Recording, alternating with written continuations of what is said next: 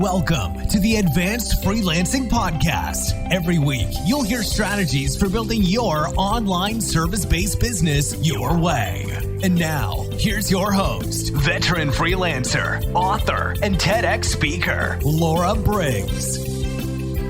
Can you believe we're just a couple of episodes away from hitting 100 on the Advanced Freelancing and previously known as Better Biz Academy podcast?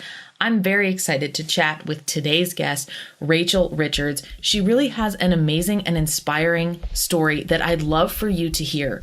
The reason that I wanted to have Rachel on the show is because she is really a master at passive income and has so much excellent insight she can share with us about how to get started with this.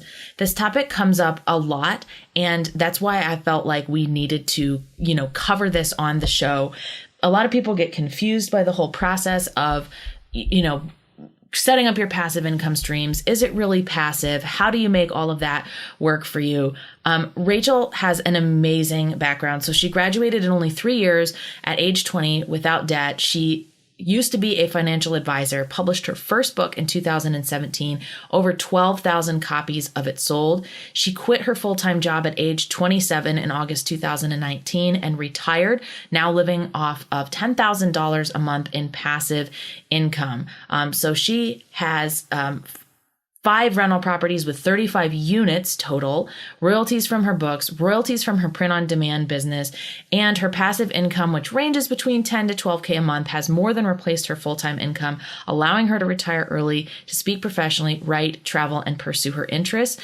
And she talks a lot in her books, Passive Income, Aggressive Retirement, and Money Honey, about savings buckets, investing, how to get started with passive income, and different streams. Now, my interview with her is great. There's lots of excellent information in here. I want to call your attention to one of the comments that she makes towards the end of the interview about how to leverage the fact that you've worked in different positions or even done different freelance gigs to figure out what you do and don't like. This comes up from time to time with some of my one-on-one coaching clients who have this dream of being a freelancer. And then once they're in the thick of it, realize they actually hate it. One of my one-on-one coaching clients, for example, it took her doing several freelance writing gigs for her to say, I don't want to do this anymore. And so we've had to step back and figure out what is the service or consulting that she can offer that's going to light her up, because freelance writing isn't it. This is why it's so powerful that you start your freelance business and dip your toes in the water of side income and passive income prospects, starting small, because you might not like what you do. Maybe rental units isn't right for you because you hate it. Or maybe publishing books, you love the writing part, but being an author is at least 50% marketing, and maybe you don't like that. So figuring out what suits you from your background, as well as knowing your own personality, can really help you go in the right direction when it comes to building in different types of freelance services or passive income. If you loved this episode, please drop me a line at info@betterbizacademy.com. I'd also love it if you left the show a review on Apple iTunes. Thanks again for tuning in, and we're almost to episode 100, where I will be recapping my top 10 favorite episodes from the show. Hello, everybody. It's time for another episode of the Advanced Freelancing Podcast. And today we're talking about a topic that comes up all the time with freelancers who have scaled their business to the point where they're relatively successful, they're fully booked or close to fully booked, and it's time to start thinking about expanding. Another common issue that a lot of freelancers run into is, okay, I'm only making money when I sit at my computer and I work for my clients, which means if I'm sick, if I take vacation, or if there's some other reason I can't work, no income is coming in. And that's why I'm so excited about my guest today, Rachel Richards. We are going to be talking all about passive income, and she is the queen of passive income. So welcome to the show, Rachel. Thanks, Laura. I'm so excited to be here. I'd love to kick off by hearing one of the things that jumped out from your bio is that you graduated with no debt. And I know that that's so rare these days. Most of us, myself included, we graduate with tons of debt, and it almost feels like you're going to be paying it off the rest of your life. So I'd love to know how you made that transition and paid and graduated with no debt. Yeah, for sure. It's definitely a tough thing to accomplish, especially with the crazy cost of college these days. But I do have a couple tips. So the first thing I did is I kind of started thinking ahead when I was in high school, in terms of what scholarships can I apply for. So, that got me motivated to do really well in high school. I was academically doing really well. I had a great GPA. I was also getting involved in as many clubs and everything as I could. And that helped me to earn scholarships to pay for school. So I went to Center College, which is a private liberal arts school here in Kentucky, and it costs over $40,000 a year. So that's a ton of money. So with the scholarships that I was able to earn, I had a really big academic scholarship, and I also had a piano scholarship that helped me out a lot. But I was able to cover $30,000 out of the $40,000 in scholarships. Another tip I would say is that I took a lot of AP classes in high school, and I actually ended up graduating in only 3 years. So when I went into Center, I was going in as a second semester freshman and almost a sophomore. And I was able to, I think I had to take an extra class for one semester, but I was able to graduate a year early, which saved me that entire year's worth of tuition. And then finally, the most important tip I would give is that when I was in high school looking at this enormous expense, I was starting to feel really discouraged and afraid. I had this really big fear of going into debt. And I was discouraged because at the time I was working at American Eagle and I was making paychecks that were maybe $200 per week. I knew that to make $10,000 a year to cover that gap and be able to pay for my tuition, I knew that American Eagle just wasn't going to cut it. I mean, I wasn't going to, no matter how many hours I worked, I wasn't going to be able to afford that $10,000. So I looked into other jobs and I actually ended up selling Cutco cutlery. I don't know if you've heard of Cutco, Laura. Have you? I have heard of that, yes. Yeah. So it's not an MLM. Let me just say that first, because I know there's a lot of, MLM hate out there these days. And but it's not an MLM. It's a direct sales company. And the reason I loved it so much is because it was the first time I was in a job where the harder I worked, the more money I made. So, and I knew I could outwork anybody. I could work all day long and make a ton of money. So it really got me motivated, and I was able to earn a lot of money from commission. So I worked hard that first summer before entering college, and I was able to make $10,000 that summer. So I was basically paying my way through school. Even though my parents were less than thrilled about the idea of me selling sharp objects to their family and friends, that's what I did, and I did it successfully. So those are kind of my 3 tips. That's the way I was able to pay for school. There's so much good information there, and I love the idea of taking as many AP classes as you can. I also know people who in college would take community college classes over the summer to kind of get ahead or jumpstart. If there's certain things you have to take, like intro to biology or a math class, why take that as part of your traditional education at an expensive college? Why not just make that be something you take for much cheaper at a community college, knock it out of the way? You could even do that the summer before you go to college. So I think that's super important. We have a fair amount in common there, because I went to a private women's college in Virginia, and our price tag was not as bad as yours, but it was $32,000. And it was the same thing. It was like after scholarships, we had a shortfall of like $2,000 a year. And my mom and I were like, okay, there's a way we can, make this work. And like when I got one more scholarship to cover that, then I was able to keep my work study money to, buy groceries or little things that I might need throughout the semester. But I love that idea of kind of speeding up your time in college. It's so expensive. Even if you're getting great rates at an in-state school, it's still expensive. And if you can cut that 1 year off, maybe put in a little bit of extra work, prepare for it in high school with those AP classes, great way to save a lot of money and graduate with very little or no debt at all. So you're like the queen of passive income. Why don't you give us a little bit of a brief introduction? How did you get into generating passive income streams? Yeah. And for those listening, just to kind of define what passive income is, and I know this sounds too good to be true, but passive income is money that is earned with little to no ongoing work. So I'm sure, Laura, you're familiar with J.K. Rowling, right, who wrote the Harry Potter series 25 years ago. So she did all of the hard work and the writing back then.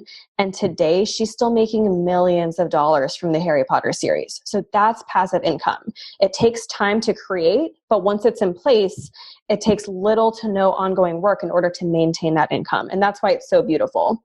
And then, Laura, what was the original question now that I've defined it? No, that's very helpful, because I think, too, one of the things that bothers me about the term passive income is that, well, people are always asking me about it, and they're like, what are your passive income streams? And I have a side business. We sell all my old lesson plans from my teaching days. We have over 250 lesson plans for sale on Teachers Pay Teachers. In a sense, it's passive because I spend less than an hour a month even looking at it. But that being said, we do put some work into it. We pin pins on Pinterest. And so it'll be interesting to hear more about what your passive income streams are and if they are truly passive. But I was just curious, how did you get into them? I mean, obviously, you previously worked as a financial advisor, had more of a traditional job. How did you branch out into these passive income streams? Yes. Okay. So a few years ago, as I was learning about this amazing concept of passive income, I sort of had this epiphany that once your passive income exceeds your living expenses, you're retired. And I just mean, retired in the sense of being financially independent and not having to go to work anymore. So that's what my husband and I started working towards. We actually started in 2017, and it only took us about 2.5 years to build up enough passive income to retire. So in 2017, the first thing we did is we had always wanted to invest in real estate. We always knew that real estate was a really great tool for building long-term wealth. And it wasn't even necessarily at the time, I didn't even think I put together the dots of creating the passive income, but it was just something we always wanted to do. So in January of 2017, we bought our first duplex. We live in Louisville, Kentucky, so it's a low cost of living area and it's a great area to invest in. And the duplex we bought, we got a crazy good deal on. It was $100,000. So we only had to put about $20,000 in for the down payment. And it was immediately generating $500 per month in profit, in profitable cash flow. So that's after expenses. So that was such a great income stream for us. We immediately took that money and saved it and reinvested it so that we could afford to save up enough money for the next down payment for the next rental property. Now, rental property, I'll hear some people that will say, wow, that's so passive and amazing. And I'll hear some people that say, no, rental property is not passive at all. I think, it's definitely in the passive category in that you're not having to work a 40-hour week to maintain it. Within a passive income, though, there's a wide spectrum. Some things are completely passive, some things are less passive. And I personally think it really depends on whether you have a property manager or not. So in my book, when I'm talking about how to create passive income, I always say, invest in real estate, get rental properties, but make sure you have a property manager. Otherwise, it's not going to be as passive as you want it to be. So that's kind of the first income stream we started with. And then later on in 2017, I launched my first best-selling book, Money Honey. So I was generating royalty income off of that as well. So we had these two passive income streams, rental income and royalty income, and we focused on growing those as much as we possibly could over the next few years. Fast forward to today, we now own over 35 rental units in Louisville, Kentucky, and I just launched my second best-selling book. So I think at some point last year, we hit this $10,000 per month mark where we were making $10,000 a month in passive income, which was more than enough to cover our expenses. So that's when we were able to call ourselves retired, and that's when I quit my job. That's amazing. And I love the distinction between, even within passive income, there's different ways that you can decide how passive really is this. And the more you can build in the right structure from the beginning, the easier it is. And that was something I did too with my side business of selling lesson plans. I was like, I really don't want to maintain this every month. I don't want to deal with the customer service questions if someone has problems with the download. So from the beginning, I had all these lessons and I hired a virtual assistant and said hey, are you comfortable with this? It's going to take you less than 5 hours a month to deal with all of this.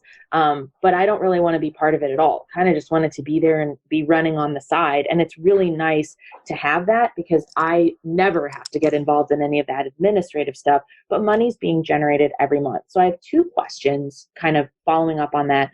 So the rental property thing is so interesting. I think we hear this a lot from people who are very wealthy and very successful financially. You've got to invest in real estate. So my first question is, how did you get that initial money for that down payment of your first property? Did that come from personal savings? Was that another passive income stream that paid for the down payment? Yeah, so that came from personal savings. And I'll talk a little bit about how I did that, but then I'll also talk about the ways that people can invest in real estate without having a large chunk of money. So don't let that stop you. But, I was in a situation where I graduated without debt. My husband also graduated without debt because he was in the military, so he used his benefits to pay for school. And then we both had pretty lucrative careers. And I have always been a financially frugal person. As a former financial advisor, I knew how to manage my money well. So, we didn't have debt. I was managing my money well. We were both making good money and, didn't have kids, which is a pretty big expense. So we were just able to save pretty aggressively. I graduated from college when I was 20. And then I invested in my first rental property when I was 24. So, after 4 years, or I think it probably took less time, we had more than enough money for the down payment on the first rental property. Go ahead. Well, I was just curious, it's obviously quite a big difference going from having one property where you're kind of getting your feet wet, figuring out how this works. And now you have 35 rental properties. How do you keep all of that straight? I mean, I'm sure you have a property manager for each one, but how do you monitor all the logistics with those different rental properties? Yeah, so we did have property managers for a while. We're kind of in between them now because the last people didn't work out. And just to clarify, we have 35 rental units, not properties. So we have 5 buildings, like 3 of them are apartment buildings where it's 11 or 12 units in each building. But it is a lot to manage. And, it's a lot of work when you don't have a property manager, especially when you get to like 25, 30 units. Then it's a lot of work and you can't really call it passive anymore, which is why you really have to start out knowing that you're going to have a property manager in mind. But in terms of kind of how to keep everything straight, I am luckily an Excel wizard and I love Excel spreadsheets. So I keep everything very organized in terms of the finances, the tenants, the payments, the maintenance. We have a pretty good system in place that helps us be a lot more efficient. That's really amazing. And it sounds like it might be the perfect fit for someone who's already a financial whiz or a virtual assistant who's really good with spreadsheets and numbers. It's going to leverage your existing skill set. Now, I love the fact that you've written books.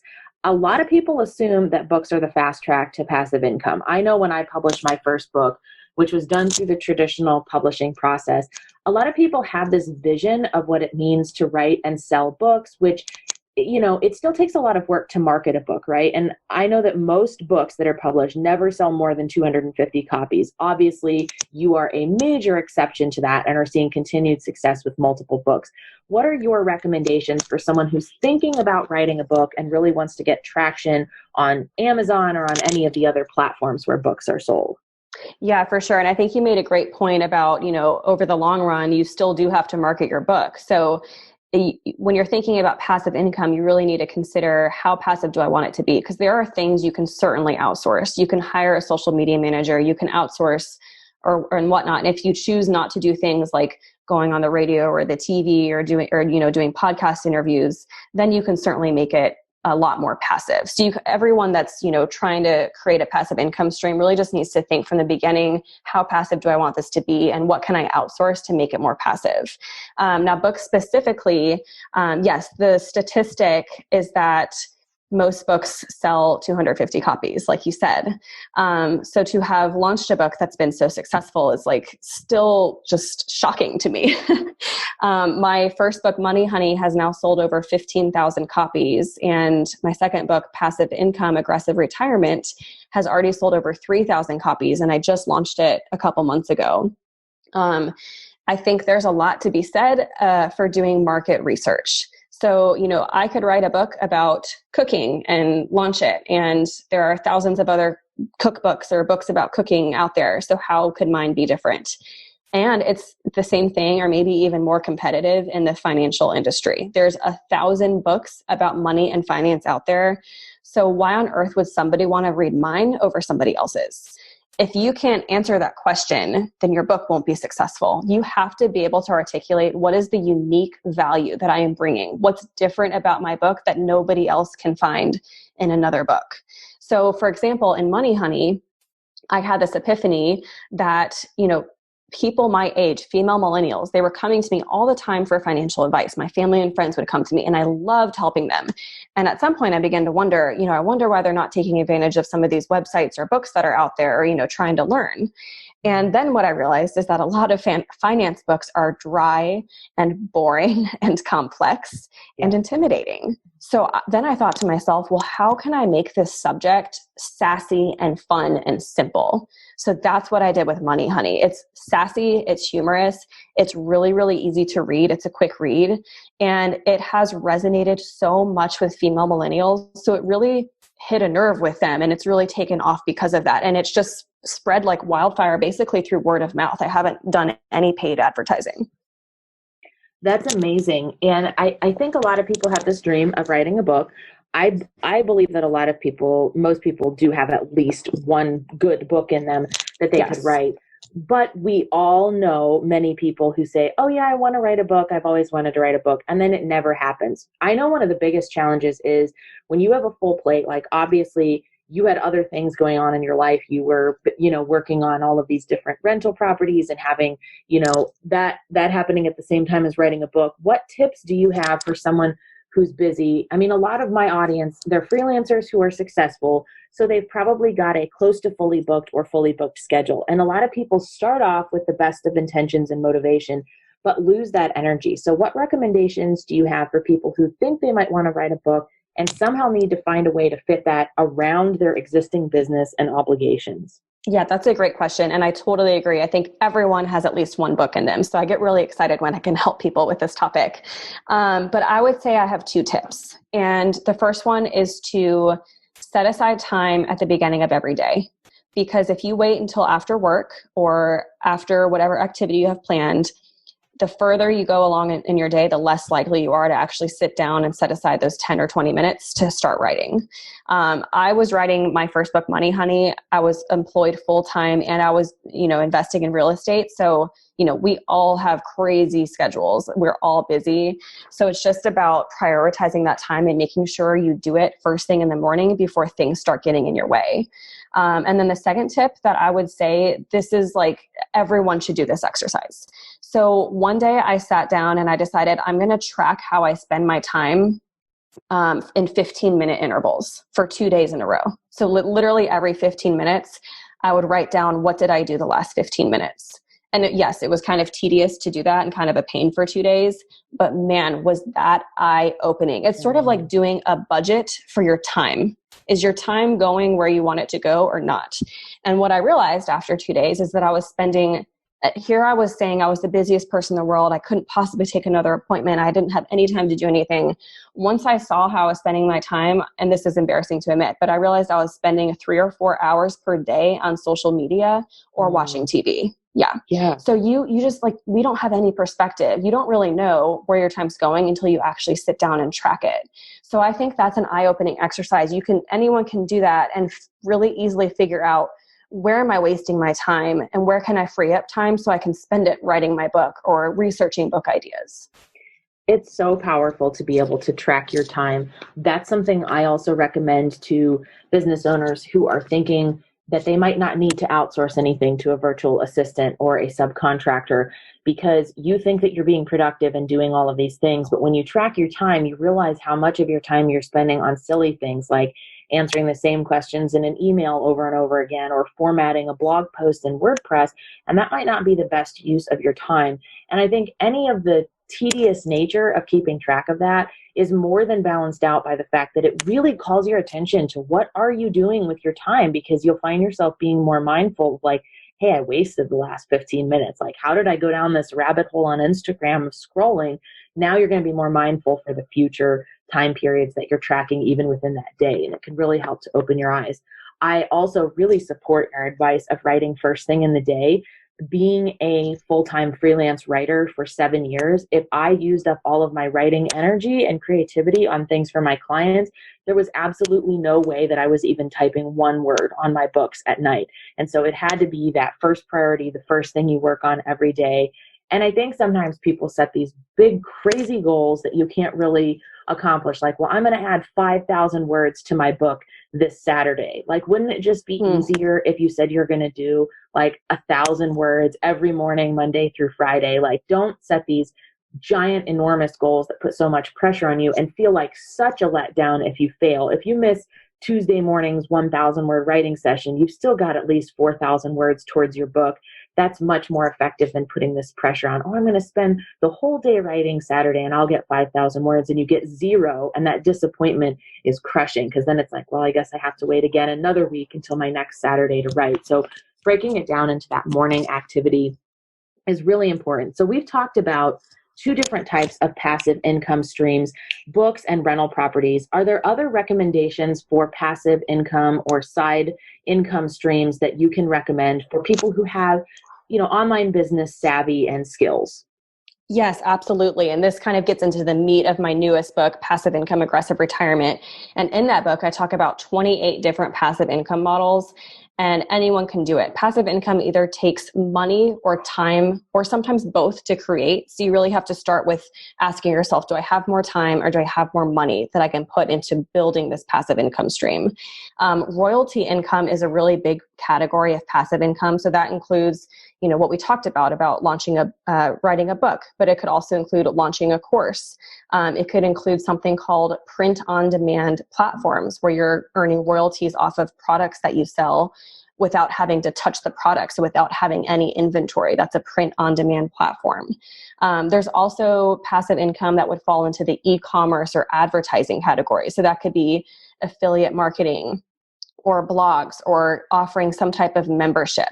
And again, you have to be careful about the way you set this up, because when you start a blog, it could either be not passive at all, it could be completely active, or if you build it the right way and outsource the writing and outsource the content creation, then it can be passive. That's something that Bobby Hoyt did. He's the founder of the Millennial Money Man, the website and the blog, and he has a really large community and online classes that he offers. And I actually interviewed him for my book, as well as a ton of other different subject matter experts. But yeah, there's tons of ideas out there. So I would encourage people to research, get started. Don't hold yourself back because you don't think that you can do it or that you have the right skill set. Excellent advice. Now, how long do you think it takes to really get traction with passive income streams? And does that vary based on the different type of income stream you're pursuing?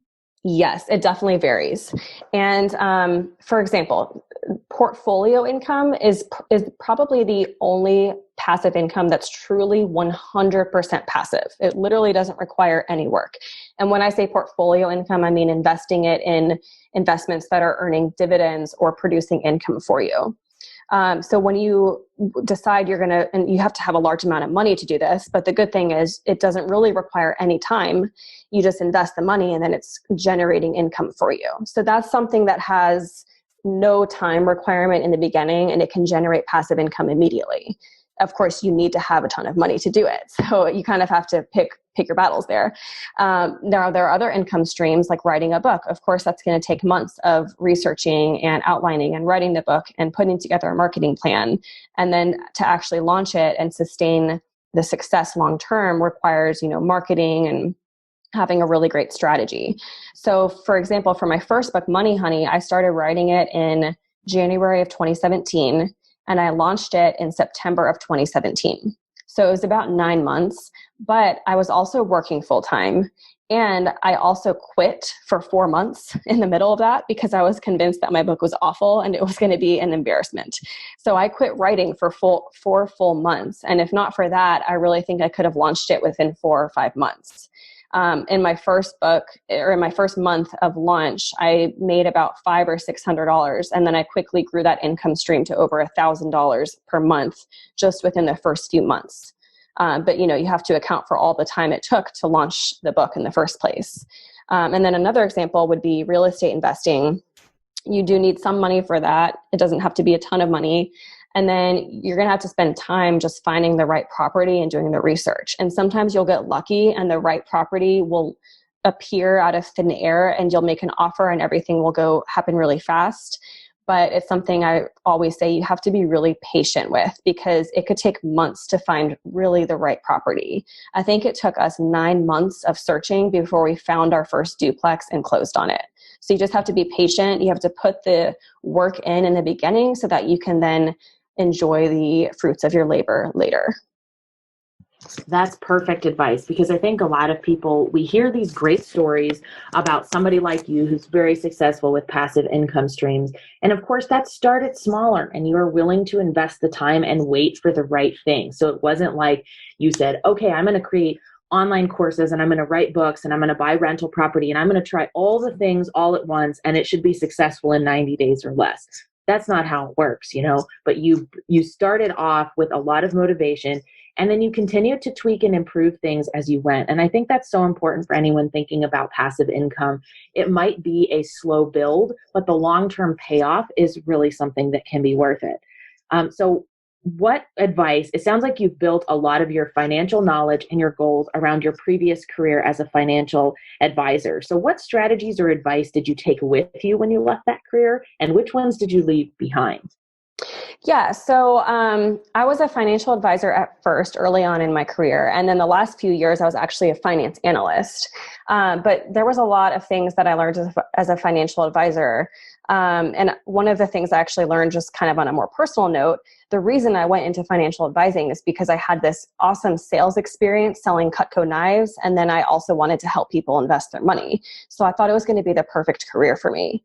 It turns out that when I actually got into that job, I realized it was 99% cold calling and prospecting. And although I could be really good at that if I forced myself to be, it was just draining and exhausting and it didn't come naturally to me. So it probably took longer than it should have for me to realize this wasn't the career for me and I really needed to make a change. And it's hard because when you're a millennial or a recent grad and you're trying to navigate your way through your career in the job market, you don't want to have all these short stints on your resume, because they say that looks bad to an employer. But at the same time, there's time to do that early in your career where it's really not going to hurt you. So you really have to give yourself the opportunity to work at a few different jobs and see, what do you not like about this job? What do you like about this job? And that way you can really figure out what you want your long-term career to be. So that's kind of my takeaway just from a career and personal perspective. From a financial advising perspective, I think that most people can manage their money and invest on their own. Yes, they will have to do some learning and some reading, but I think that we really overcomplicate the subject of investing and we make it way harder and more intimidating than it needs to be. And in reality, investing can be a super simple activity. I would also say to educate yourself. If you do choose to use a financial advisor, I think that's great, because it's better to invest with a financial advisor than not to invest at all. But make sure that you're aware of how financial advisors are paid. Some financial advisors are paid based off commissions. That means that they are not incentivized in the correct way and they're not acting as your fiduciary. But other financial advisors are fee-only financial advisors. So they're being paid a fee of the total percent of assets they have under management. That means that if they grow your money successfully, they will get paid more. So those incentives are lined up the exact way they need to be lined up for them to be their fiduciary. So if you are going to work with a financial advisor, just make sure you understand how they're paid, how they're incentivized, and whether they are truly acting in your best interest. That is such excellent advice. I've heard a lot of the same, and I think a lot of people are scared about how do you get started with investing, knowing that there are a lot of, brokers and advisors out there who have the reverse incentive to make a lot of transactions and move things around so that they can collect a fee every time that happens. And as someone who might not be educated in how all that works, it's hard to tell that balance of, are these moves really benefiting me, or is this being done more for the benefit of the advisor? So you mentioned that everyone should do a little bit of research about getting started with that. And as far as investing, do you have some recommendations of some books or some resources that you love for total beginners? Yes, I would give my book Money Honey a 5-star review. I'm just kidding. I love it. But I do, and I'll give some more resources. But in my book Money Honey, I do talk about how to invest, and I include screenshots and everything, because one of the questions I would get from my friends was, okay, but how do I physically buy the stock? Like, what do I do? So I have screenshots of literally how to set up an investment account, a discount brokerage account, and how to trade and how to buy your first stocks, and some advice on how to do that. Some other really great books. I've read tons of finance books over the years. I love Rich Dad, Poor Dad by Robert Kiyosaki. Another really great book is I Will Teach You to Be Rich by, I think his name is Ramit Sethi. I don't know if I'm saying that correctly. And that's not so much about investing as it is just about practical money hacks and things you can do to just easily save yourself some money. And for those of you who are interested in getting Rachel's books, if you have Kindle Unlimited, both of them are available through the Kindle Unlimited program, which I really recommend. If you don't have Kindle Unlimited, it is well worth the monthly cost that you pay to be able to have up to 10 titles out at a time. I've already added both of her books to my downloads, so no excuses to not at least start with Rachel's books. So my kind of last wrap-up question for you is, how do you balance the fact that passive income can vary from one month to another? Obviously, you're a numbers person. You like to be organized and you like to be able to project cash flow. So how do you balance that when you've got multiple things that can change every month?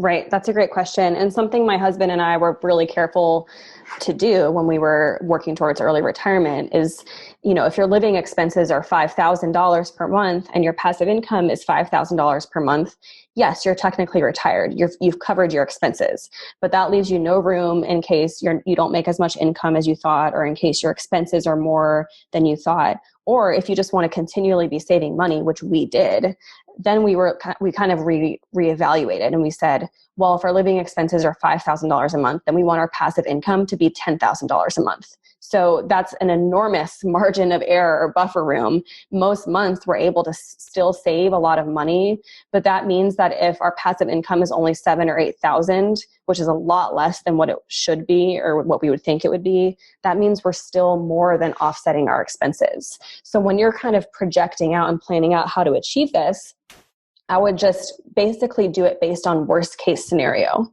So in your worst month, if your passive income is only X, is it still enough to cover your expenses? And if not, then you need to work on getting your passive income higher or reducing your expenses. That's perfect advice. So aside from getting your books, which are available on Amazon, where else can people go to learn more about you and all of the great work that you're doing?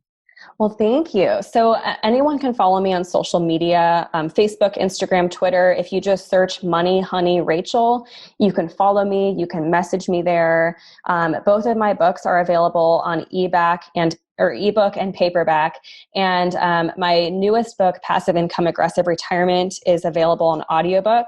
And Money Honey audiobook is about to come out any day now. So definitely follow me. Don't hesitate to reach out because I love to help people with this stuff. Well, it's really been a pleasure to get to interview you. I know I've learned a lot, and I can't wait